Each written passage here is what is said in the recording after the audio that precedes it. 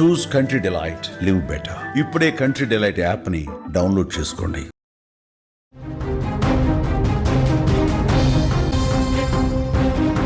Telangana assembly సమావేశాలు ప్రారంభమయ్యాయి. Assembly సమావేశాల్లో భాగంగా అసెంబ్లీ సమావేశం హాల్ లోపల ఆసక్తికరమైనటువంటి సన్నివేశం జరిగింది. మిగతా సభ్యులు అందరికంటే ముందుగానే వెళ్ళి తన చైర్లో కూర్చున్న ప్రతిపక్ష నేత కేసీఆర్ను ముఖ్యమంత్రి రేవంత్ రెడ్డి మర్యాదపూర్వకంగా కలిశారు. కేసీఆర్ దగ్గరికి వెళ్ళి కరచాలనం చేశారు రేవంత్ రెడ్డి. కేసీఆర్ ఆరోగ్యంపై ఆరా తీశారు. బాగున్నారా కేసీఆర్ గారు అని చెప్పి అడిగారు. ఆరోగ్యం ఎలా ఉందని చెప్పి అడిగారు. ఆరా తీశారు. ఇక సీఎం రేవంత్ రెడ్డికి కలిసినటువంటి కొద్దిసేపటి తర్వాత మంత్రులు, ఎమ్మెల్యేలు మాజీ ముఖ్యమంత్రి బీఆర్ఎస్ అధినేత కేసీఆర్తో కరచాలనం చేశారు. ఇటీవల జూబ్లీహిల్స్ నుంచి గెలుపొందినటువంటి నూతన ఎమ్మెల్యే నవీన్ యాదవ్ కూడా కేసీఆర్ని కలిసి ఆశీర్వాదం తీసుకున్నటువంటి పరిస్థితి. సో ఒక ఆసక్తికరమైనటువంటి సన్నివేశం ఏంటంటే, గతంలో తెలంగాణలో 2023 అసెంబ్లీ ఎన్నికల్లో కాంగ్రెస్ పార్టీ గెలిచిన తర్వాత గతంలో 2 సార్లు మాత్రమే అసెంబ్లీకి కేసీఆర్ ఇచ్చారు. ఈసారి పూర్తి స్థాయిలో అసెంబ్లీ సమావేశాలకు హాజరవుతారని చెప్పి చర్చ వినిపిస్తోంది. ఈ రకమైనటువంటి ప్రచారం జరుగుతుంది. ఎందుకంటే జనవరి 2వ తారీఖు నుంచి పూర్తి స్థాయిలో శీతాకాల సమావేశాలు కొనసాగుతాయి కాబట్టి మొత్తం సమావేశాలకు ఆయన హాజరవుతారా లేదా అన్నది కూడా ఒక చర్చ వినిపిస్తూ ఉంది. సో బీఆర్ఎస్కి సంబంధించినటువంటి నాయకులు ఈ సమావేశాలు మొత్తం కేసీఆర్ ఉంటారని చెప్తున్నప్పటికీ కూడా ఇంకా చాలామందిలో ఒక డౌట్ అయితే కనిపిస్తుంది.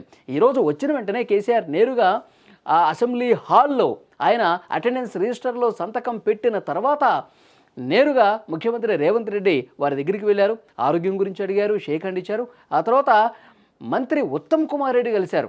ఆయన షేక్ హ్యాండ్ ఇస్తున్న క్రమంలో నువ్వు కోపంతో ఇస్తున్నావా, ప్రేమతో ఇస్తున్నావా షేక్ హ్యాండ్ అని చెప్పి అడిగారు కేసీఆర్.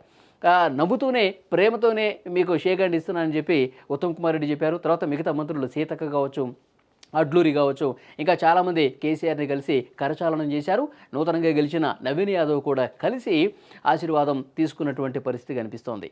మరి మాజీ ముఖ్యమంత్రి కేసీఆర్ ఈ కరచాలనం అయిపోయిన తర్వాత అసెంబ్లీలో ఎవరైతే గతంలో ఎమ్మెల్యేలు, ఎమ్మెల్సీలుగా పనిచేసిన వాళ్ళు ఉన్నారో, దివంగతులయ్యారో వాళ్ళకి సంబంధించిన సంతాప తీర్మానం ప్రవేశపెట్టగానే ఆయన వెళ్ళిపోయినట్టుగా తెలుస్తోంది.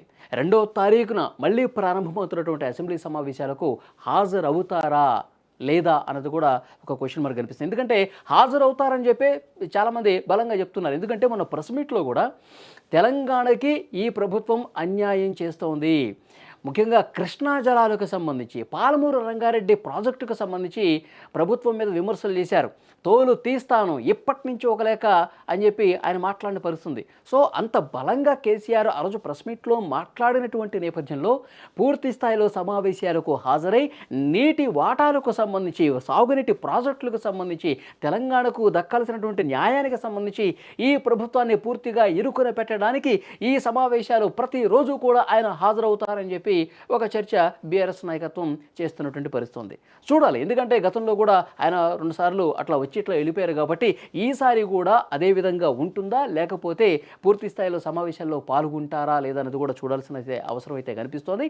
ఇవాళ సమావేశాలు ప్రారంభమైన సందర్భంగా ముఖ్యమంత్రి రేవంత్ రెడ్డి గారు నేరుగా కేసీఆర్ని కలిసి ఆరోగ్యం గురించి అడిగి కరచాలనం చేశారు. అదొక ఆసక్తికరమైన సన్నివేశం. మంత్రులతో కూడా ఆయన నవ్వుతూ మాట్లాడినటువంటి పరిస్థితి ఉంది. ఆ తర్వాత వెళ్ళిపోయారు.